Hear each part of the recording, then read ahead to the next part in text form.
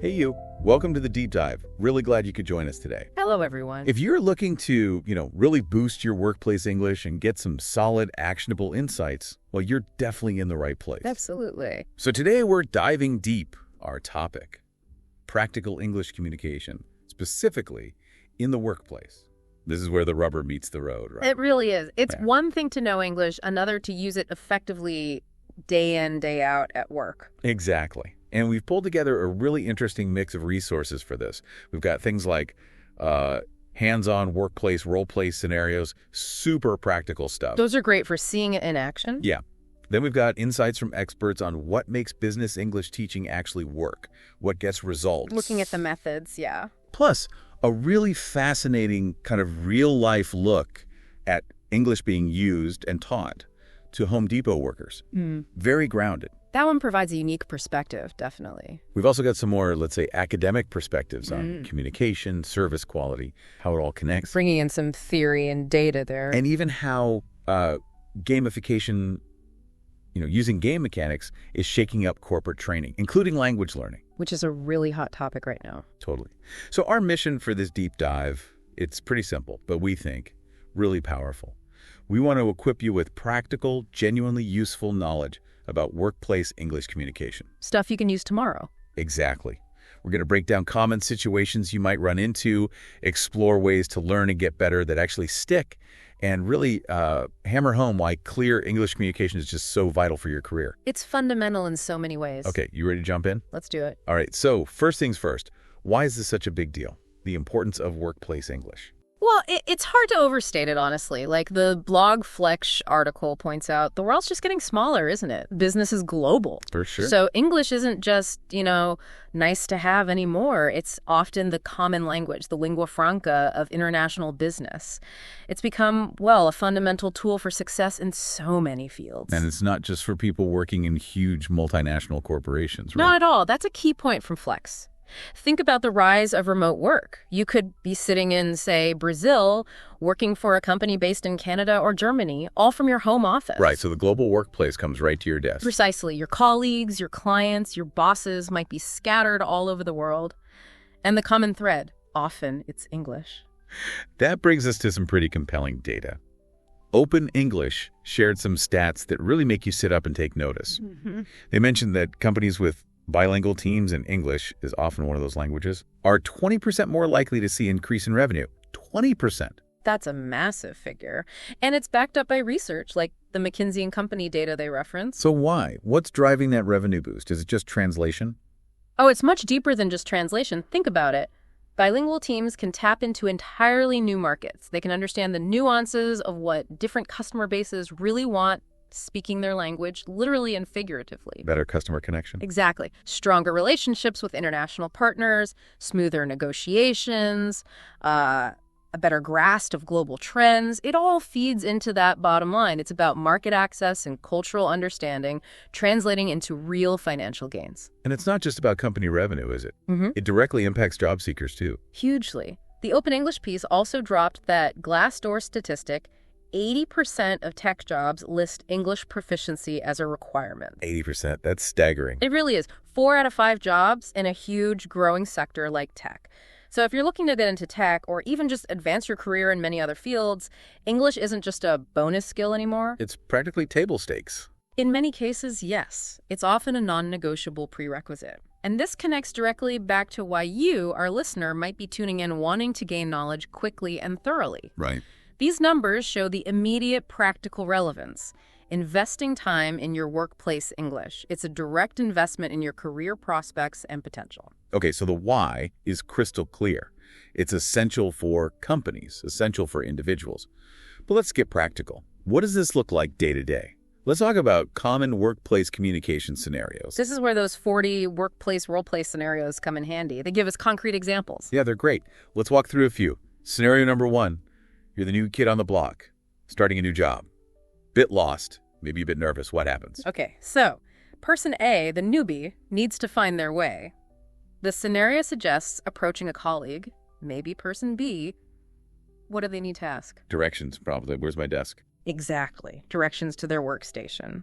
Also, crucial info like, who's my supervisor and how do we reach them? Maybe practical stuff too, like, when do people usually take lunch around here? Simple questions, but important ones on day one.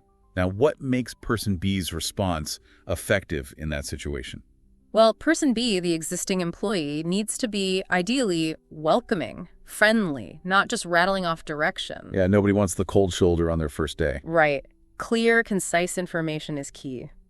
Avoid jargon or confusing acronyms if you can. And maybe go a little beyond the direct questions. Offer a quick tip, like the good coffee machine is on the second floor, or feel free to ask if anything else comes up. That little bit extra can make a huge difference in making someone feel comfortable, can't it? Absolutely. It sets the tone.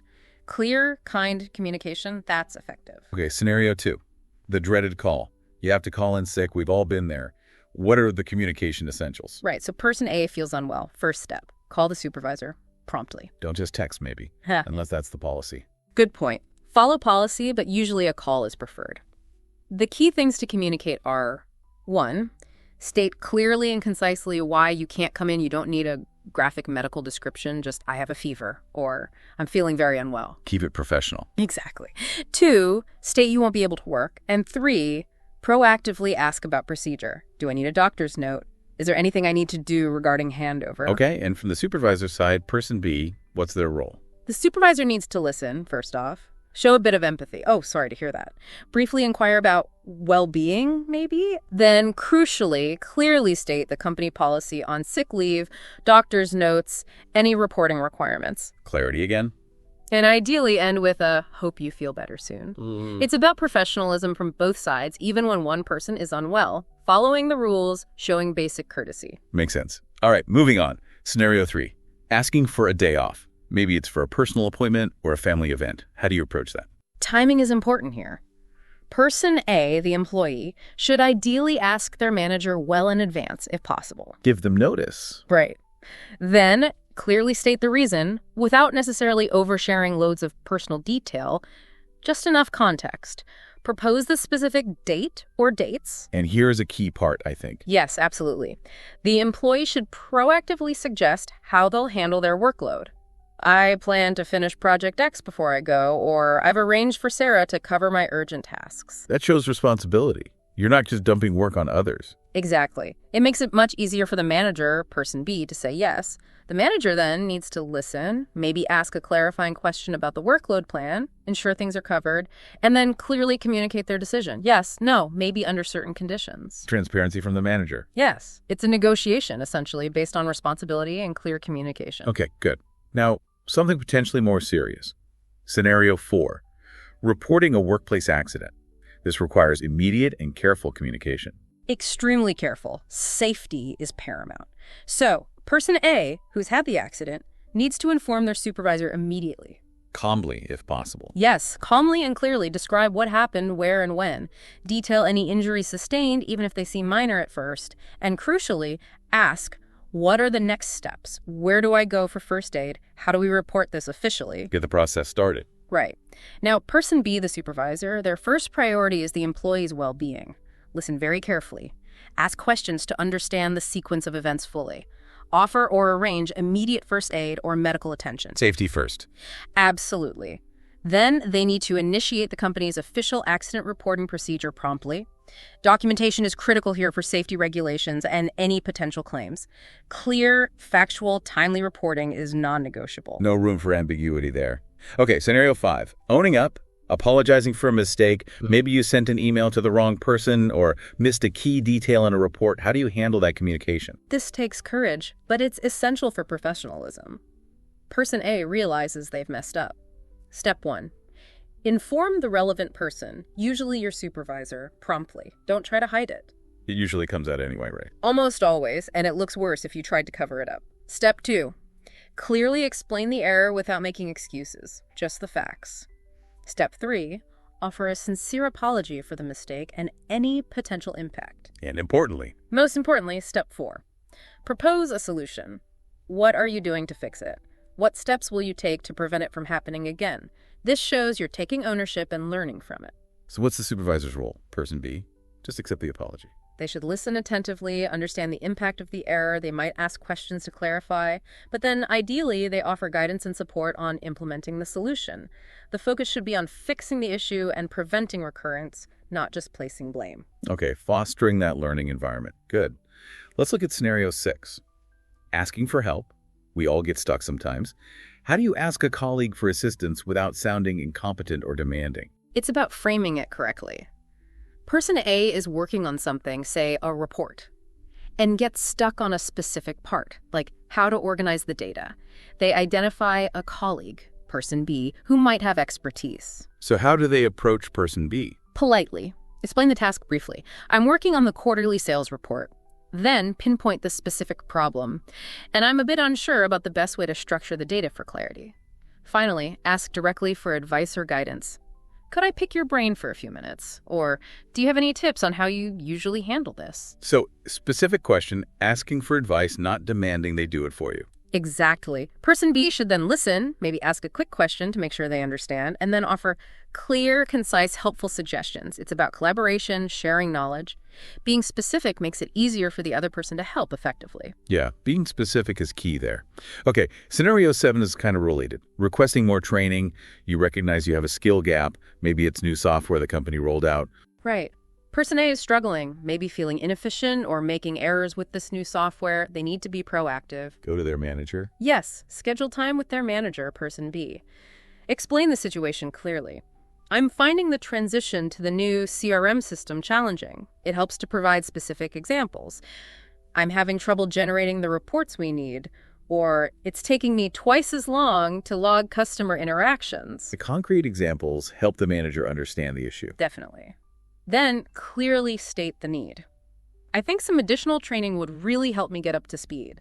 The manager, person B, should listen actively, maybe ask for more specifics about the challenges, and then explore options with the employee. What kind of options? It could be formal training sessions, pointing them to online tutorials or internal resources, maybe pairing them with a colleague who's proficient for some informal mentoring. The key is a supportive response, exploring solutions together. Taking initiative meets supportive management. Good combination. Okay, one last one from this set. Scenario 8, explaining a missed deadline. Ouch. Not fun. Definitely not ideal, but it happens. How you communicate it is crucial. Person A missed the deadline.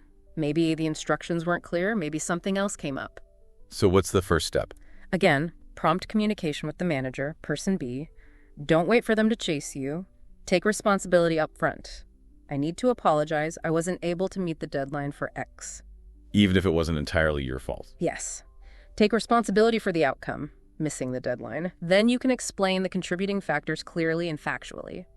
The initial brief was a bit ambiguous on point Y, which caused some delays, or an urgent issue with client Z required my immediate attention.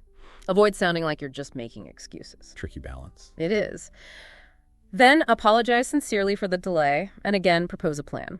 I'm working on it now and expect to have it completed by new time date. Suggest steps to avoid recurrence. In the future, I'll be sure to ask for clarification earlier if instructions seem unclear. And the manager's response. Person B should listen to the explanation. Ask questions to understand the root cause. Why were the instructions unclear? How can we improve that process? Then, focus on resolving the current situation, agree on the new deadline, ensure the employee has what they need, and discuss strategies for the future.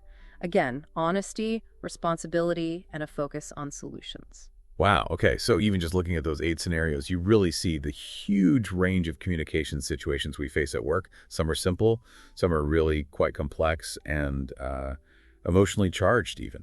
Absolutely, and doing it effectively in English, especially if it's not your first language, adds another layer of complexity. Which brings us perfectly to the next point. How do we actually get better at this? How can we improve our business English skills to handle these situations confidently? This is where that blog Flex article on effective business English teaching gives us some really valuable clues. And interestingly, a lot of what makes teaching effective translates directly into smart ways for you, the learner, to approach it yourself. Okay, so what's the first principle they highlight? Identifying specific needs. For a teacher, it's understanding the client's goals. For you, the learner, it means pinpointing exactly what you need English for in your job. Not just get better at English. That's too vague. Ask yourself, do I need to write better emails? Participate more actively in meetings, give presentations, handle negotiations, deal with customer complaints. Focus your energy on those specific areas first. Makes sense. Don't boil the ocean. What else? Real-life simulations. The article stresses how crucial these are in teaching. Mock meetings, negotiation practice, role-playing customer calls. Like the scenarios we just discussed. Exactly. So as a learner, you need to find ways to do this. Yeah. Practice these scenarios. Find a language partner, maybe someone else learning business English. Join a practice group. Record yourself acting out a scenario. Even mental rehearsal. Like thinking through how you'd handle a meeting in English beforehand. Absolutely. Mental rehearsal is powerful. Anticipate the conversation, think about the vocabulary you'll need, phrase key points in your head.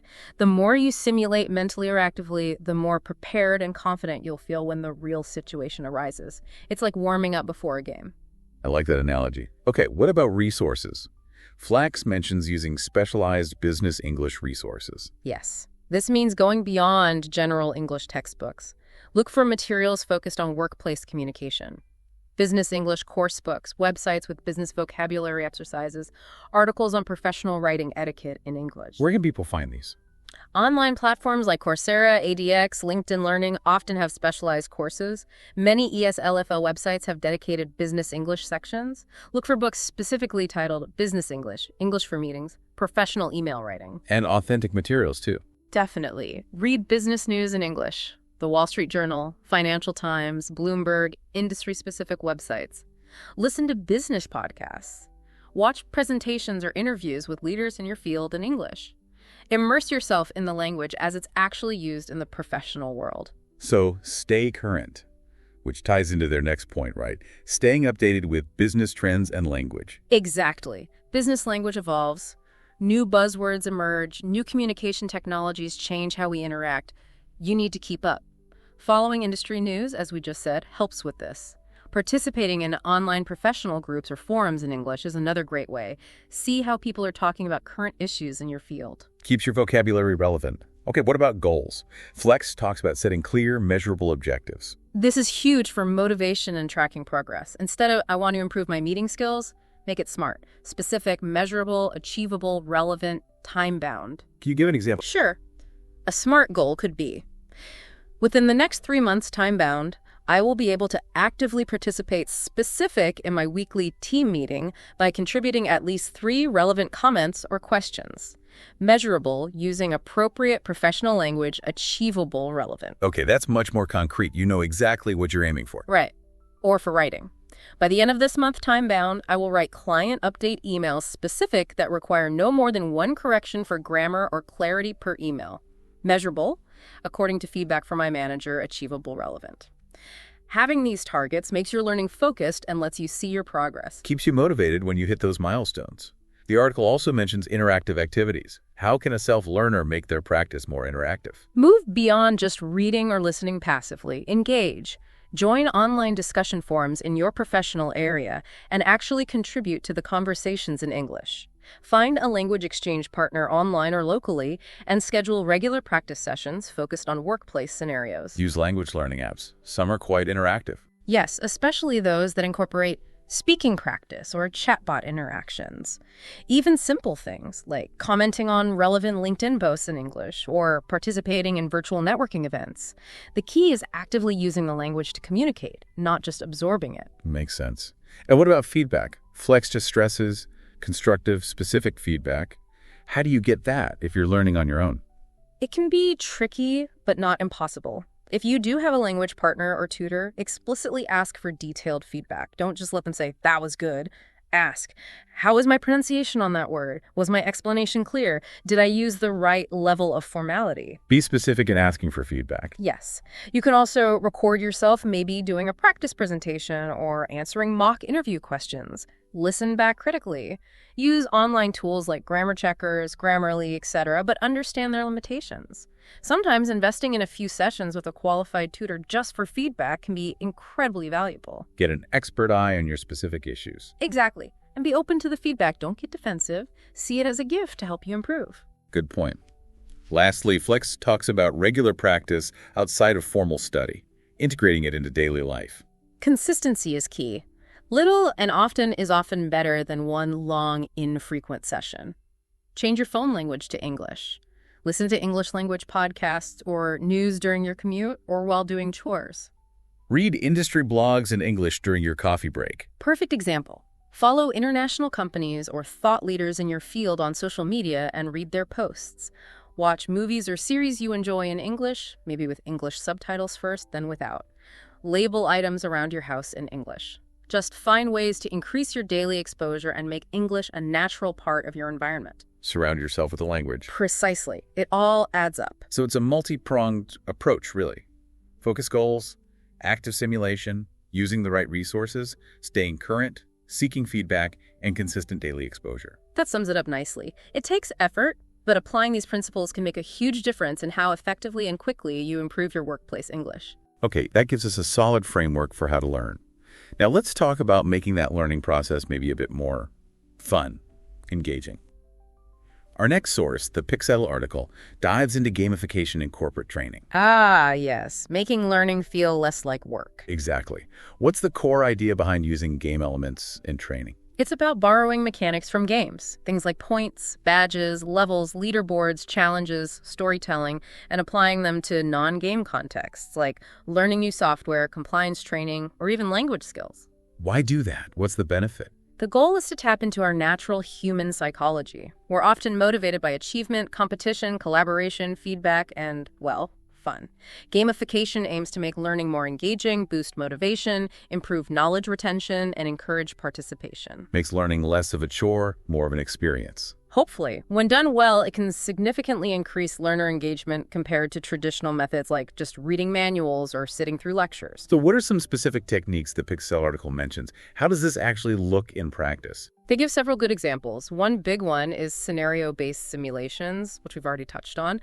But gamified simulations add layers like points for correct decisions, immediate feedback on consequences, maybe even a narrative storyline. So I could like the role plays, but with game elements built in. Exactly. They also mention using augmented reality, AR, overlaying digital game elements onto the real world via a phone or tablet or full virtual reality VR for truly immersive simulations. VR sounds very sci-fi for training. How's that used? VR is particularly powerful for hands-on or high-risk training.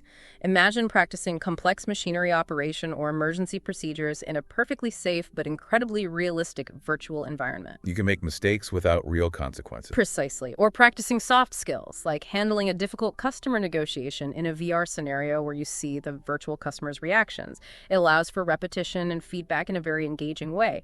The article notes companies like Walmart and UPS have used VR for employee training. But VR gear can be expensive, right? Yeah. Is it widely accessible? That's a fair point, and Pixel acknowledges the cost and technical hurdles can be a barrier.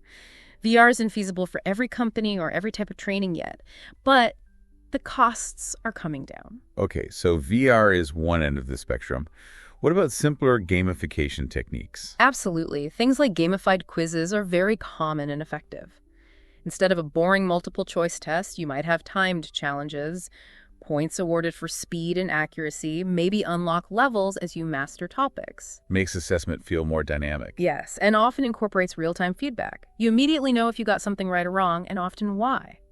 This reinforces learning instantly. Some systems even use AI to analyze responses and tailor subsequent questions or feedback. Personalized learning through games. In a way, yes. Pixel also mentions using digital signage in common areas displaying interactive puzzles, quick quiz questions, or leaderboards related to training topics, a low-pressure way to reinforce knowledge. Ah, leaderboards. Yeah. A competitive element. How effective are those? Do they always work? They can be very motivating for some people, tapping into that competitive drive and desire for recognition. Seeing your name climb a leaderboard can definitely encourage engagement. But could they backfire? Demotivate people at the bottom? That's the risk. They need careful implementation. It's often better to have multiple leaderboards, maybe for most improved or team-based rather than just individual, to give more people a chance to shine. The focus should always be framed around learning and progress, not just winning.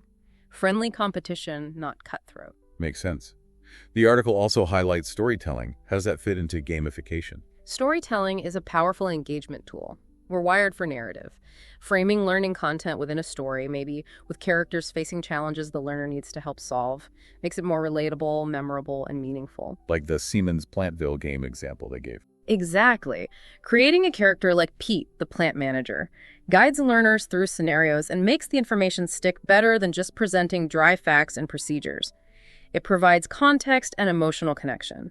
Cisco's social media training using secret agent themes is another example mentioned. So weaving a narrative around the learning goals. Yes. It makes the why clearer and the what more engaging.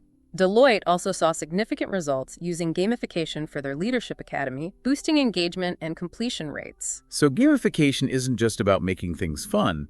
It can deliver real results in terms of learning effectiveness and engagement. When designed and implemented thoughtfully, absolutely. It aligns learning with intrinsic motivators. And you can see how these principles, clear goals, immediate feedback, challenges, maybe even points or badges, could be applied by an individual learning English, couldn't you? Using certain apps, setting personal challenges. Definitely. Many language learning apps already incorporate these elements heavily, but even without an app, you could gamify your own learning. Set point targets for completing exercises, level up by mastering certain grammar points, reward yourself for hitting practice streaks. Makes the solitary process of self-study potentially more engaging. It can, for sure. Okay, interesting stuff. Now let's shift gears from learning methods back to the real world. Let's talk about actual language encounters and the hurdles people face.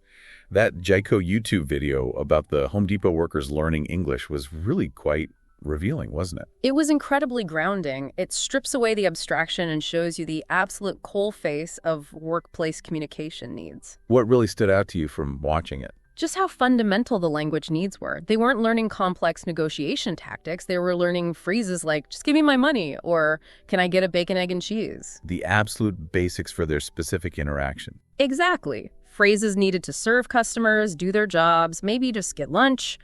It highlighted the immediate, tangible impact of having even basic functional English in that environment. It affects their confidence, their ability to interact, their efficiency. Yeah, you could really see the difference it made to them personally. And the video showed some of the teaching methods like playing telephone, using tongue twisters. Seemed quite playful. And that playfulness is often really effective, especially for adults who might feel intimidated or self-conscious learning a new language. Why do things like telephone work? Well, telephone is fantastic for listening comprehension and pronunciation practice in a low-stakes way. You have to listen carefully to repeat accurately. Right. And the inevitable funny mistakes lighten the mood. Takes the pressure off. Right. And tongue twisters, they seem silly, but they're great for practicing specific sounds, improving articulation, building fluency and confidence. The fun factor helps create a more relaxed, supportive atmosphere where people feel safer trying and maybe making mistakes. Fostering that positive learning environment. Exactly. You saw that in the video, they seemed engaged and were enjoying the process. And the video really brought home the real-world consequences, too. That one worker's comment. People were leaving twice because they don't know English. Yeah, that hit hard. It wasn't just about being able to order lunch. It was about job security, wasn't it? Absolutely. It starkly illustrated how lack of English proficiency, even at a basic level in certain roles, can be a direct barrier to employment, retention, and opportunity. It's not an abstract problem. It has real economic and personal consequences for people. Which makes initiatives like the one shown in the video so important. Incredibly important. Providing accessible language training tailored to workplace needs can make a life-changing difference. Now, slightly related, but from a different angle, was that Reddit post. The Home Depot employee who accidentally signed up for training in Spanish. Right, a different kind of language barrier. Yeah. While it's maybe a bit funny, what does that kind of mix-up tell us about modern workplaces? It highlights a couple of things, I think. One, the increasing linguistic diversity within companies. English might be dominant, but many workplaces have significant populations speaking other languages, like Spanish in this case. So companies need to cater to that. Ideally, yes. Providing training and essential information in multiple languages promotes inclusivity and ensures everyone understands critical procedures or gets development opportunities. Two, The fact the employee struggled to change the language setting points to potential usability issues in workplace tech. Interfaces need to be multilingual and easy to navigate. Exactly. If you can't even figure out how to get the training in a language you understand, that's a barrier right there. It shows the need for thoughtful design and awareness of diverse user needs in internal systems. So whether it's face-to-face customer interaction or navigating online training modules, language access and clarity are just critical across the board in today's workplaces. Absolutely. It touches almost every aspect of work. Okay, let's zoom out again. We've looked at individual interactions, learning methods, real-world challenges. Now let's consider the strategic importance of communication, particularly in customer service and project management. Our last source, the Revista Boletium du Gerenciamento article, focused on this. Yes, this brings in the management perspective, and it argues very strongly that communication isn't just a soft skill, it's a hard requirement for success. How so? What evidence does it provide? It points to project management data, specifically from PMI, Project Management Institute, benchmarks. Consistently, studies show that poor communication is a major, often the major, reason why projects fail. Really? Even when everyone speaks the same language? Apparently so. It suggests that just assuming communication will happen effectively because you share a language is a mistake. There needs to be a conscious, managed process for information flow, expectation setting, feedback loops, stakeholder engagement. So communication needs structure and management, just like any other project resource. That's the argument. It's a core competency for project managers and teams. And what about customer service? The article stressed the need for well-trained professionals. Why is training so critical from a communication standpoint there? Because effective customer service hinges on multiple communication skills. First, active listening, truly understanding the customer's problem or need, which might not always be stated clearly. Reading between the lines sometimes. Yes, understanding the underlying issue. Second, clear articulation, explaining solutions or policies in a way the customer understands, without jargon, showing empathy. Third, accurate recording, documenting the interaction correctly in systems like CRM so that follow-up is seamless and other colleagues have the context. Ensuring that information flows properly. Exactly. And the article mentions the importance of perceiving the customer fully understanding their emotional state, their history with the company, their overall perspective. Well-trained staff are equipped to handle all these communication dimensions effectively. You mentioned CRM, customer relationship management systems. How do they fit into this communication picture? CRMs are technological tools designed to manage customer interactions. They centralize communication history emails, call logs, chat transcripts, purchase history. This allows for more consistent service, personalization. I see you contacted us last week about X, and better internal coordination. So they support the communication process. They support the management and tracking of communication, but the article rightly cautions that technology alone isn't enough. You still need the human element. The humanized approach, they called it. Yes. Empathy, genuine connection, clear verbal communication. The CRM organizes the data, but the human delivers the service experience. Technology shouldn't replace that human touch. That's a crucial balance. The article also had some striking statistics about customer service, didn't it? Very telling statistics. One was that 61% of customers, according to Dow Silva Zendesk data, cited value good service more than price or product quality. Wow. So the experience matters more than the thing itself for a majority of people. It suggests service experience is a huge competitive differentiator. And then there was the pie chart. The reasons customers leave. Yes. A staggering 66%, two-thirds leave due to perceived indifference in service. Indifference, not necessarily incompetence, but just feeling like the company doesn't care. Exactly. A lack of attention, poor listening, robotic responses, not feeling valued. It's a powerful reminder of the negative impact of poor communication and lack of empathy. Customers vote with their feet if they feel ignored or unimportant.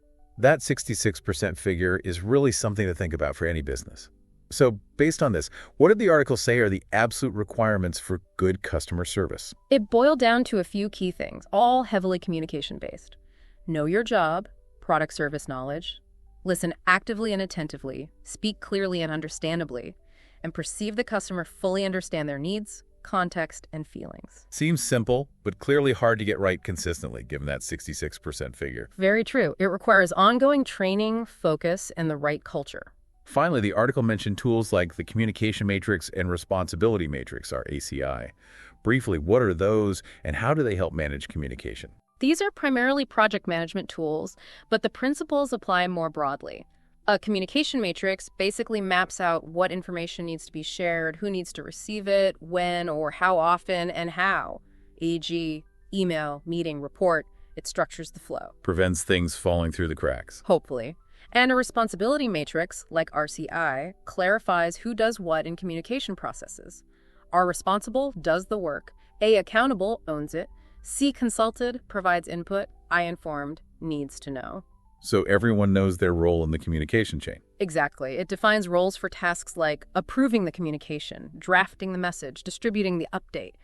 This clarity helps avoid confusion, duplication of effort, and ensures the right people are involved at the right times. It brings structure and accountability to communication processes. Useful tools for making sure communication actually happens effectively, especially in complex projects or organizations. Definitely. They help operationalize good communication practices. Okay. Wow. We have covered a ton of ground today, from those very specific role-play scenarios at the start. The day-to-day stuff. To the principles of effective learning, the power of gamification, insights from real-world experiences like the Home Depot workers, and then the strategic importance of managing communication in projects and customer service. It's all interconnected, isn't it? The individual skills, the learning methods, the organizational context. Absolutely. So let's try to bring this all home. Let's distill this deep dive into some really practical, actionable tips for you, our listener. Based on everything we've discussed, what are the key takeaways? What advice can people start using right now? Okay, let's synthesize. Tip number 1, I'd say, is practice regularly. Speak English whenever you can in a work context, even small talk. Don't wait until you feel perfect. Just start using it. Volume builds fluency. Get the reps in. Okay, what's number 2? Keep it clear and concise, especially in writing, but also when speaking. Avoid jargon your audience might not know. Get straight to the point. Use simpler sentence structures if needed. Clarity trumps complexity every time. Good one. Clarity is king. Next. Be an active listener. Communication is two-way. Really focus on understanding what the other person is saying before you jump in with your response. Pay attention to nonverbal cues, too, if you can see them. Listen to understand, not just to reply. Precisely. And related to that, tip 4, don't be afraid to ask for clarification. If you didn't understand something, say so. Could you repeat that? Could you explain what X means?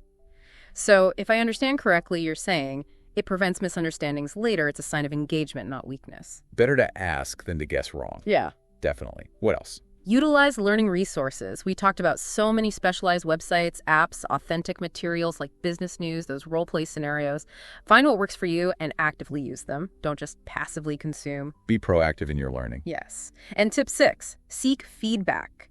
Actively ask trusted colleagues, mentors, or language partners for specific constructive feedback on your workplace English. How did I sound in that meeting? Was my email clear? Then, crucially, act on that feedback. Feedback is fuel for improvement. Got it. Anything else? One final, very important point, especially in global teams, understand cultural sensitivity. Communication styles vary across cultures: directness, use of silence, nonverbal cues, formality. Be aware of potential differences and adapt your style respectfully. Learn about the cultural norms of people you work with regularly. So practice, clarity, listening, asking questions, using resources, seeking feedback, and cultural awareness.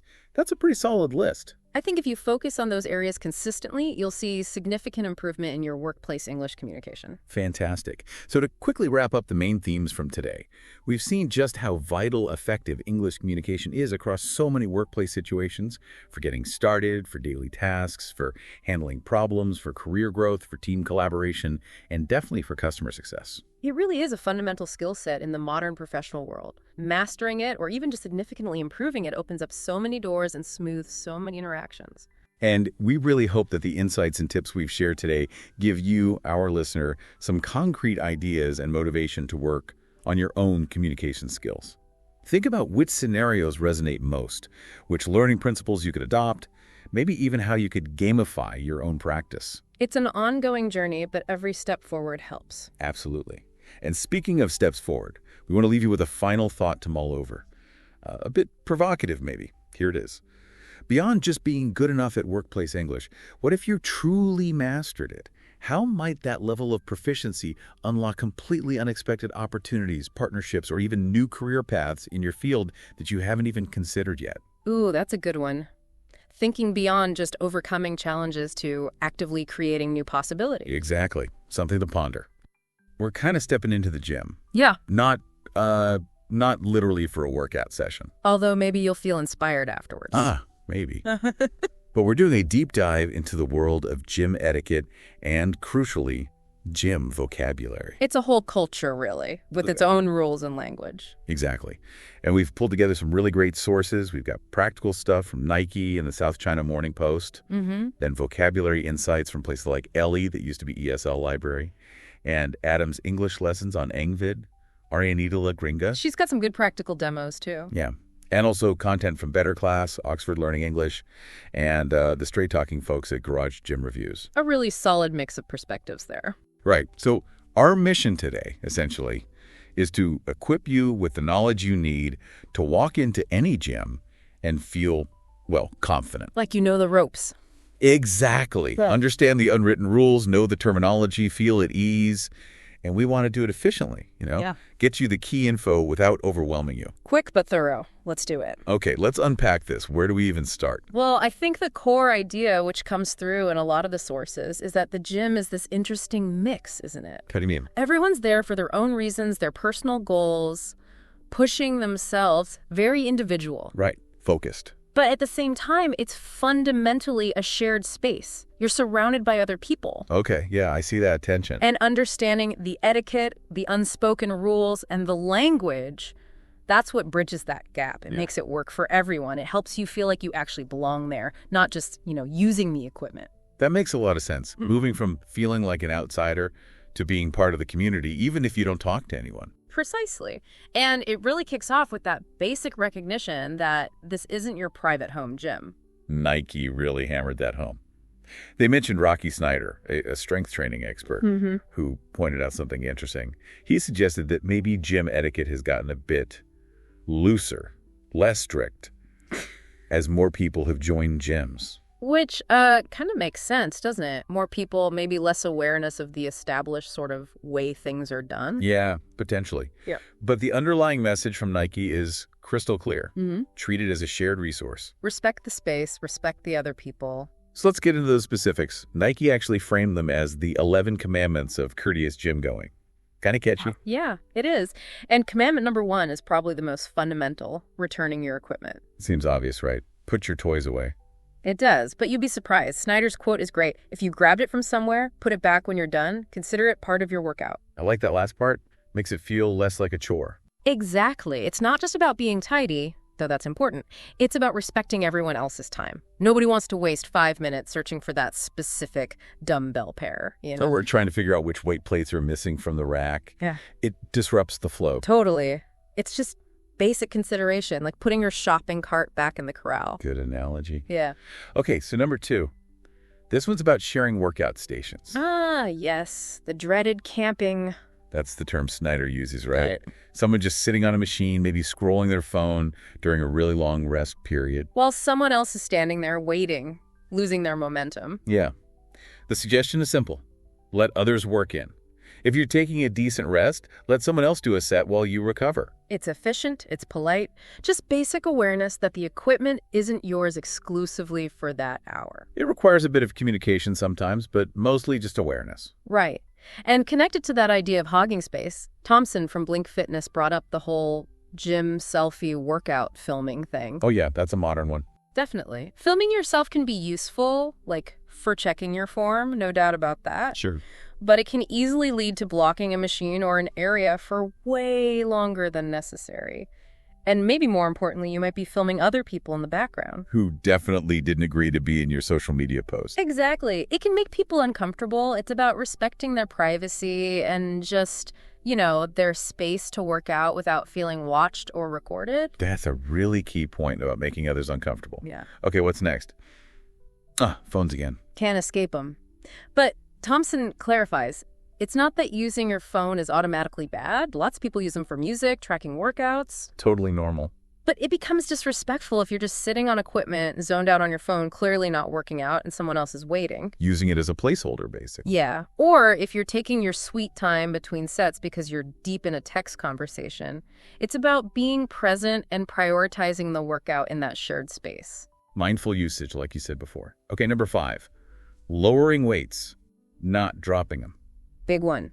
This has safety and equipment care implications. Right. Thompson points out the obvious. Dropping heavy weights is loud, startling. And potentially dangerous if they bounce unexpectedly or hit someone's foot. Plus, it's just hard on the equipment and the floor over time. That stuff is expensive. And here's the fitness kicker. Controlling the weight on the way down the eccentric phase is actually really good for building muscle. So dropping them cheats you out of that benefit too. Good point. So it's safer, quieter, better for the gear, and a better workout.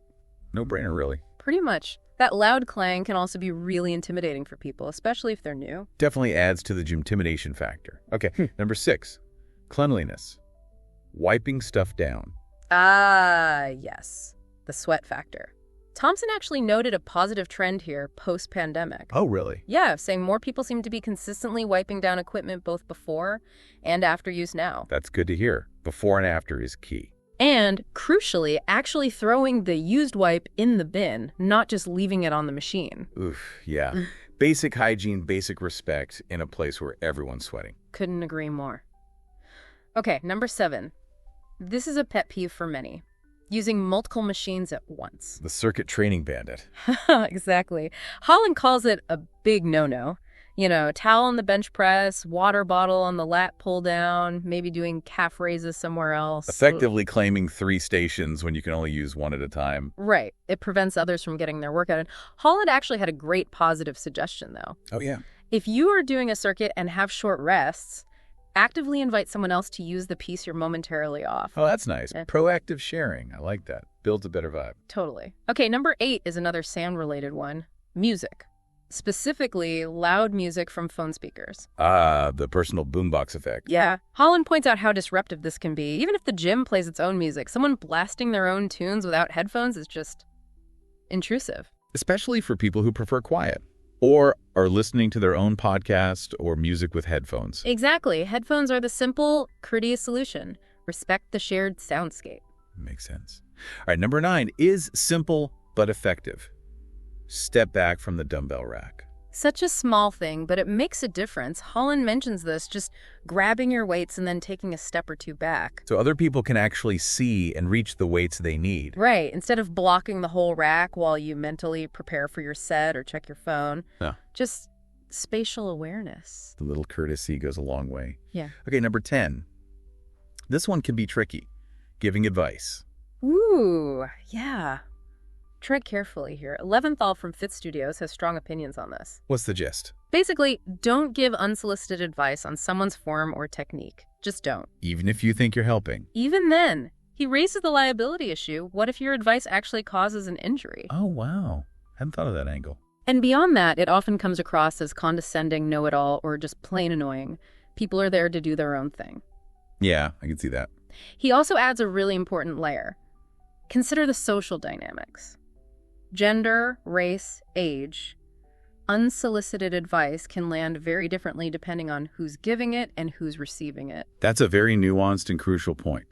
Sometimes it's not just advice. It can feel like judgment or even harassment. Precisely. So the rule of thumb is, unless someone explicitly asks you for help or a spot, just focus on your own workout. What about if you see someone doing something really dangerous, like about to seriously hurt themselves? That's the gray area. Maybe a very cautious, polite, hey, are you okay there? Or would you like a spot? Might be warranted, but barging in with corrections is still probably not the best approach. Use your judgment, be humble. Got it. Okay, and the final commandment, number 11, is communication. Kind of ties it all together, really. Nike emphasizes just asking questions. Simple enough. If you're not sure if someone's using a machine, just ask politely, are you still using this? Or, how many sets do you have left? Instead of just hovering awkwardly. Exactly. Or if someone's filming and you're uncomfortably in the background, you could politely mention it. It's about clearing up intentions, addressing discomfort directly but respectfully. So ultimately, Nike says good etiquette boils down to acknowledging others, treating them as equals, respecting their workout. Which fosters that positive, supportive atmosphere we talked about, camaraderie even. Yeah, it prevents misunderstandings and just makes the whole gym experience better for everyone involved. Perfectly put. So those are the rules of the road, the etiquette side. But to really feel like you belong, you also need to speak the language, right? Absolutely. Knowing the lingo is key to understanding instructions, following programs, even just chatting with people if you want to. Let's shift gears to decoding gym vocabulary. Okay. There's a lot here, but we can break it down. Let's start right at the entrance. Good idea. Basics first. LE from ESL Library points out the obvious starting point, where membership. Right. Your pass to get in, usually paid monthly or yearly. Can't get far without that. Nope. Then, once you're inside, you'll probably need the locker room. Place to change, stash your stuff in a locker, maybe shower afterwards. Pretty standard. And many gyms offer exercise classes. What are those exactly? Those are group sessions led by an instructor. Ellie mentions common types like aerobics that's usually cardio-focused, often with music or yoga for flexibility and mindfulness, or spin classes. Spin seems really popular. That's on the bikes, right? Yeah, stationary bikes. High intensity usually. But yeah, classes are a big part of many gyms. Okay, got it. Now let's hit the main floor. The machines. Ellie and the Vocabulary Builder course covered the big ones? Right. You've almost always got treadmills. For walking, jogging, running in place, you control speed, incline. A staple. Definitely. And stationary bikes, as you mentioned, for cycling without going anywhere. Good cardio. Then there's the rowing machine. Sometimes overlooked, but it's a fantastic full-body workout. Works arms, back, legs, shoulders. I've heard that. Looks tough. It can be. And the elliptical trainer, or just elliptical, another popular cardio machine, low impact, uses arms and legs in that gliding motion. Okay, those seem like the main cardio machines. Yeah. What about building muscle? Weights. Ah, yes. The weights section. This is where the terminology gets a bit more specific. Ellie uses the general term weights, but Arinita Lagringa gets into the details in her videos. Like what? She shows the barbell, that's the long bar you hold with two hands. Think bench press or squats. Okay. Then dumbbells, the shorter handheld weights you use one in each hand, or sometimes just one. Very versatile. Right, barbells and dumbbells. Got it. And you need things to put on the barbell, right? Those are weight plates, the round discs. They come in different weights. Makes sense. And you need to secure those plates, otherwise they slide off. That's where clips or clamps come in, little collars that lock the plates onto the bar. Essential for safety. Okay, plates and clips. What else is in the weight area? The Vocabulary Builder course adds kettlebells. Those look kind of like cannonballs with a handle. Oh yeah, I've seen those. Great for dynamic movements, swings, stuff like that. And medicine balls, weighted balls, different sizes, used for throwing, core work, lots of things. Kettlebells, medicine balls. Okay, seems like a lot of different ways to lift heavy things. Pretty much. And you often need something to lie or sit on while lifting. That's the bench. Like for bench press? Exactly. Arinita shows the bench press. It's often called a weight bench or exercise bench. Some are flat, some incline. Crucial piece of kit. And for floor exercises. You'll want a mat, usually called a yoga mat, even if you're not doing yoga. Arinita demonstrates using it for sit-ups, push-ups, stretches, general core work, provides cushioning and a clean surface. Good point. What about other equipment you might see around? Well, there's often a bar fixed up high, a pull-up bar for doing pull-ups. Great body weight exercise. Challenging one, too. Definitely. You might see an adjustable platform used in aerobics or for exercises like step-ups. Okay. Resistance bands are really common now, too. Those stretchy elastic bands. Super versatile for adding resistance without heavy weights. I've seen those used a lot. Arinita also uses an exercise ball or stability ball. Big inflatable ball, great for core stability and exercises. Right. And she briefly uses a Smith machine. That's the one where the barbell is fixed within vertical rails. Ah, yeah. Sort of guides the movement. Exactly. Often used for squats or presses. And the Vocabulary Builder course also throws in things like punching bags, trampolines, jump ropes. Might find those in specific zones. And fitness trackers, people wear those. Oh, yeah. Fitness trackers are everywhere now. Yeah. Monitoring steps, heart rate, all that jazz. Okay, that's a pretty thorough tour of the equipment. Now, how do we talk about using it? The actions. Good question. Let's get into the basic exercise terms. Ellie covers these well. The absolute fundamental is the repetition, or rep. What's a rep? It's one single complete movement of an exercise. So one push-up is one rep. One bicep curl is one rep. Got it. And then you do multiple reps. Exactly. And a group of consecutive reps is called a set. So you might do a set of 10 reps of squats. Reps and sets. Okay, makes sense. And the whole session is a workout. Your entire time exercising at the gym is your workout for the day. Simple enough. Now, before you jump into the hard stuff. Oh, yes. The warm-up. Crucial. Arinita shows this, right? Stretching, maybe some light cardio. Exactly. She demonstrates stretches, maybe a light walk or jog on the treadmill, using the Stairmaster or the elliptical, just getting the blood flowing, preparing muscles and joints. And she stresses how important it is to avoid injury. Absolutely critical. Never skip your warm-up.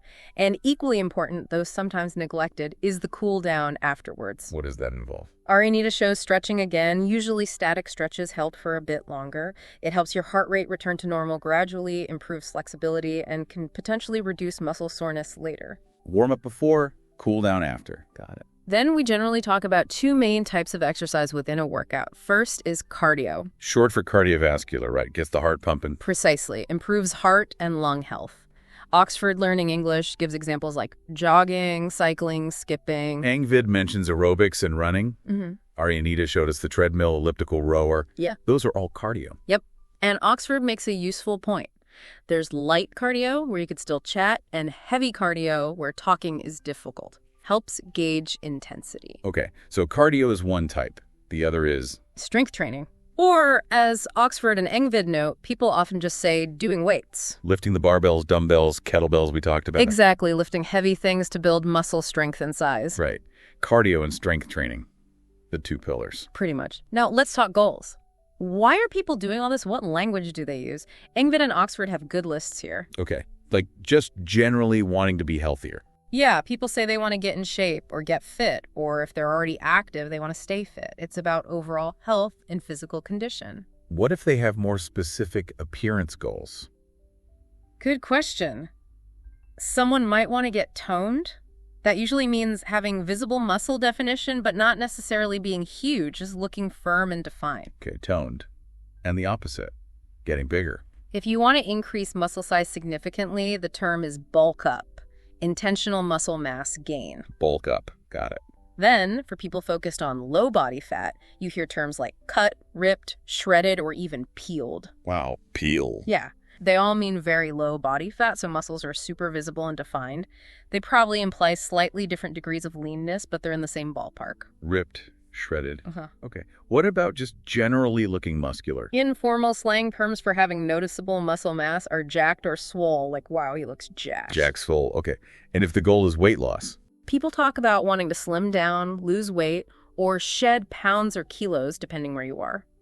It means reducing overall body weight, usually by burning fat. Makes sense. Engvid mentioned some slang for body fat too, right? Less flattering terms. Yeah. Things like spare tire or love handles for fat around the waist on men, and muffin top for women when fat spills over the waistband. Common slang, though maybe not the most polite. Good to know what they mean, though. What about performance goals? Right. Someone might want to build stamina or build endurance. That means increasing their ability to keep going for longer, whether it's running or lifting. Stamina, endurance. Yeah. Okay. And people often focus on specific body parts, right? Totally. You'll hear people say, today I'm going to work on my legs, or I need to work on my arms, or focus on their core. Arianita's videos show exercises targeting different muscle groups like this. Makes sense to structure workouts that way. Definitely.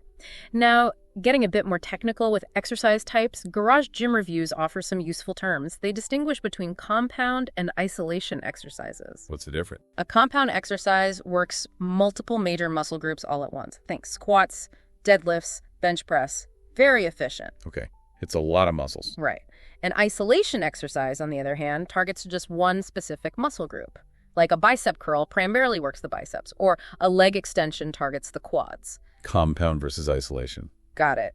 And when you do a lift, there are two phases. Concentric is when the muscle shortens as it contracts, like lifting the weight up in a bicep curl. Yeah, the out part. Usually. And eccentric is when the muscle lengthens while still under tension, like slowly lowering the weight back down in that curl. That eccentric part is super important for strength and growth. Consider it eccentric. Yeah. Lifting and lowering under control. Exactly.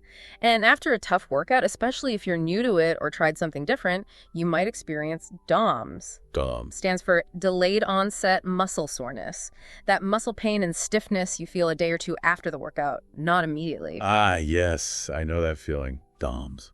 Happens to everyone. Sometimes, though, progress stalls. You might hit a plateau. You stop making progress, you're not getting stronger, your weight isn't changing. You're stuck, despite training. Plateau. Okay. Oh.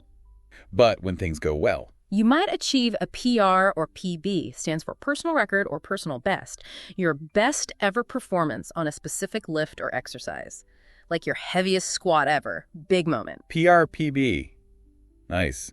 What about that feeling right after lifting? Ah, the pump. That's the temporary feeling where your muscles feel really full and tight and gorged with blood. Feels good, looks impressive for a short while. The pump and the long-term results. Those are your gains. Any positive improvements, more muscle, more strength, better endurance. People talk about making gains. Gains, the ultimate goal for many. You got it. Now, Garage Gym Reviews also lists different ways workouts can be structured, different intensity techniques. This gets into more specific training styles. Okay, like what? You might hear AMRAP. That's as many reps as possible. You do a specific exercise or circuit for a set time and just crank out as many reps as you can. AMRAP.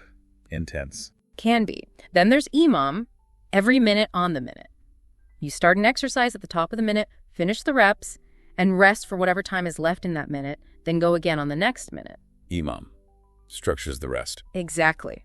HIIT is super common now, high-intensity interval training. Short bursts of all-out effort, followed by brief rest or low-intensity periods. Very time-efficient. HIIT.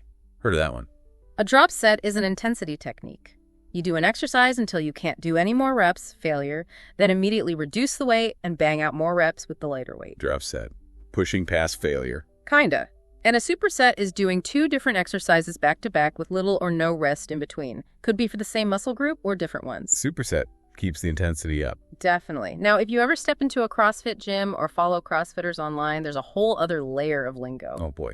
Okay, give us the basics. The WOD is the workout of the day. That's the daily prescribed workout in CrossFit. WOD. You might do the WOD RX, which means as prescribed, using the specified weights and movements.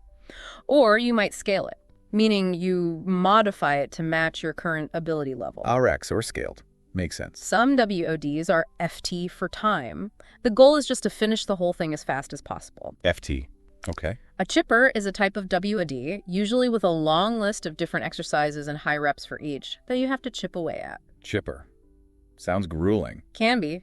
A couplet is simpler, just pairing 2 exercises together, often for multiple rounds. And a block might just refer to a specific time segment within a larger workout. Okay, that's a lot of CrossFit terms. Yeah. WOD, RX, scaled, FT, chipper, couplet, block. Got it. Just the tip of the iceberg, but those are common ones. Garage Gym Reviews also mention some general gym culture slang. Like what? Informal stuff. Yeah. Like calling another guy at the gym your bro. It's just a casual, friendly term. Okay, bro. Then there's bro science. This one's usually a bit negative. It refers to fitness advice that sounds plausible but isn't really backed by science, more like stuff passed around the locker room. Bro science. Got it. Avoid that. Generally advisable. Someone who spends tons of time at the gym might be called a gym rat. Could be affectionate, could be slightly judgmental, depends on context. Gym rat. Okay. And a beginner. A newbie. Simple term for someone just starting out at the gym. Newbie. We were all newbies once. Absolutely. And finally, crucial safety terms. Arianita shows someone getting a spot. What does that mean exactly? It means someone, your spotter, is watching you closely while you do a heavy lift, like a bench press. They're ready to help you lift the weight if you struggle or fail, preventing injury. Ah, so they spot you to keep you safe. Very important. Extremely important for heavy lifting. And related to lifting safely, especially heavy weights, is learning to brace your core. Brace. Like brace for impact. Sort of. It means deliberately tightening your abdominal muscles and lower back, creating rigidity in your torso. This stabilizes your spine and helps you lift heavier weights more safely and effectively. Brace the core. Okay, another key safety tip. Phew. Okay, that was a lot of vocabulary. From the absolute basics to some pretty specific slang and technical terms. It really is a language unto itself, isn't it? But like you said earlier, knowing this stuff just removes a barrier. It helps you understand what's going on, follow instructions, feel more comfortable. Totally. You can read a workout plan, understand what the trainer means, maybe even decipher what those super fit people are talking about. Exactly. It demystifies the environment. Okay, so we've covered etiquette, the how to behave and vocabulary, the how to speak and understand. Now let's add another layer. The South China Morning Post had a great list of health-related idioms. Moving from the literal gym talk to more figurative, everyday English about health. Good transition. Yeah, these pop up in conversation all the time. Yeah. First one, fit as a fiddle. Classic. means in really excellent physical health. You might say, my grandpa's 80, but he's still fit as a fiddle. Nice one. How about alive and kicking? Similar vibe, but often used when you might have expected someone not to be doing well, maybe after an illness or a tough time. I asked about her shop after the flood. Apparently it's alive and kicking. Means it's active, functioning well. Okay. Healthy and active, maybe surprisingly so. Then the famous proverb, an apple a day keeps the doctor away. Everyone knows that one. Just means eating healthily helps prevent sickness. Simple wisdom. Indeed. Now for something less positive. A bitter pill to swallow. This isn't literally about health usually. It means an unpleasant truth or a difficult situation that you just have to accept. Example. Realizing he wouldn't get the promotion was a bitter pill to swallow. It's just something hard to accept. Got it. Unpleasant necessity. What about looking healthy? You might describe someone as a picture of health. They just radiate well-being, look really healthy. A picture of health. Nice image. And if the doctor confirms it? You get a clean bill of health. Means the doctor has checked you out and found nothing wrong. You're officially healthy. Clean bill of health. Good news. Definitely. Then there's just what the doctor ordered. Does that mean actual medicine? Rarely. It usually means something is perfect, exactly what was needed or wanted in a situation, often for recovery or improvement. Like, this cup of tea after that long hike is just what the doctor ordered. Perfect remedy, even if it's not medicine. Okay. What about the opposite of fit? You'd say someone is out of shape. Poor physical condition, usually from lack of exercise. Out of shape. Common term. If someone's getting better after being sick. They're on the mend, recovering, improving. He was really ill, but he's on the mend now. On the mend. Good. Now, snake oil. That sounds bad. It is. It refers to fake cures, worthless products, or advice promoted as miracle solutions. Comes from old-timey traveling salesmen selling literal snake oil with false promises. So basically a scam. Exactly. Be wary of snake oil salesmen in fitness and elsewhere. Good advice. What about being very thin? The idiom is skin and bone. Usually implies someone is perhaps unhealthily thin. The stray cat was just skin and bone when we found it. Okay. And someone with lots of energy. They might have a spring in their step. Means they're walking energetically, seeming happy and lively, good health or good mood usually. A spring in their step. I like that. What if someone gets a second chance at life, maybe after illness? That's a new lease on life. Means their prospects have dramatically improved. They have a fresh opportunity to live fully. After the successful surgery, she felt like she had a new lease on life. Powerful idiom. Okay, couple more. To have a frog in one's throat. That just means you're having trouble speaking clearly because your throat feels scratchy or hoarse. Excuse me, I seem to have a frog in my throat. Got it. Happens to me sometimes. And finally, under the weather. Very common way to say you're feeling slightly unwell, not seriously ill, just a bit sick or low on energy. I'm feeling a bit under the weather today. I think I'll stay home. Under the weather. Useful one. Wow, these idioms really add color to conversations about health and well-being. They absolutely do. Knowing them helps you understand native speakers better and sound more natural yourself. Definitely. So we've done etiquette, vocabulary, idioms. Let's just briefly loop back to the gym as a social place, linking it all together. Good idea. Because etiquette and language are really about facilitating those social interactions, even the nonverbal ones. Right. Those ESL conversation questions from Better Class hinted at this. Even a simple A2 level question like, do you go to the gym with friends? Highlights that for some, it's a social activity. A way to connect. And at the B1 level, the question, how important is gym etiquette, brings us right back to the start. It's important because it's a shared social space. It dictates how people interact smoothly. Exactly. And that other B1 question, how do you deal with gym anxiety? Well, understanding the rules, knowing the language, that has to help reduce anxiety, right? Absolutely. Feeling like you know what you're doing, that you fit in, that you won't accidentally offend someone or look stupid. That tackles anxiety head on. And the question about group fitness classes, what are they like? Again, points to that community aspect. People often join classes for the shared energy and social connection. So it really reinforces that idea. It might be about individual goals, but the environment is social. And these elements, etiquette, language, are key to navigating it successfully and feeling good there. Well said. Adhering to etiquette builds the positive community, and knowing the language lets you participate more fully if you choose to. Okay, I think that brings us towards the end of this deep dive. We've really covered a lot of territory. We certainly have. From the unwritten rules of conduct to a whole new vocabulary list. So the key takeaways for you listening. First, gym etiquette is vital. It's about respect, safety, and making the shared space work for everyone.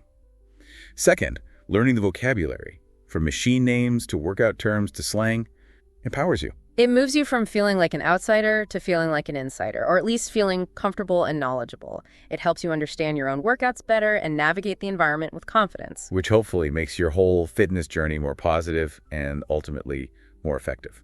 Understanding the rules and the language just smooths the path. Couldn't agree more. So we really hope this deep dive has given you that confidence, that knowledge base.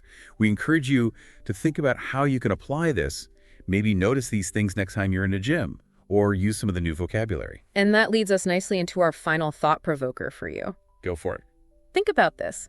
How does understanding the specific rules, the etiquette, the jargon, the whole culture, really, of a place like the gym, how does that contribute to a wider sense of confidence? Does mastering one specific environment like this make you feel more capable of tackling other new social or practical situations in your life well beyond just the gym? That's a great question. Does learning the rules of the game in one area build a more general skill or confidence for entering any new community or space? Something to definitely mull over. Food for thought. Absolutely. Well, thank you so much for joining us on this deep dive into the world of the gym. Yeah, thanks for sticking with us through all that etiquette and vocabulary. We genuinely hope you found it helpful, insightful, maybe even a little bit interesting. Hopefully less intimidating than actually going to the gym for the first time. Let's hope so. Yeah.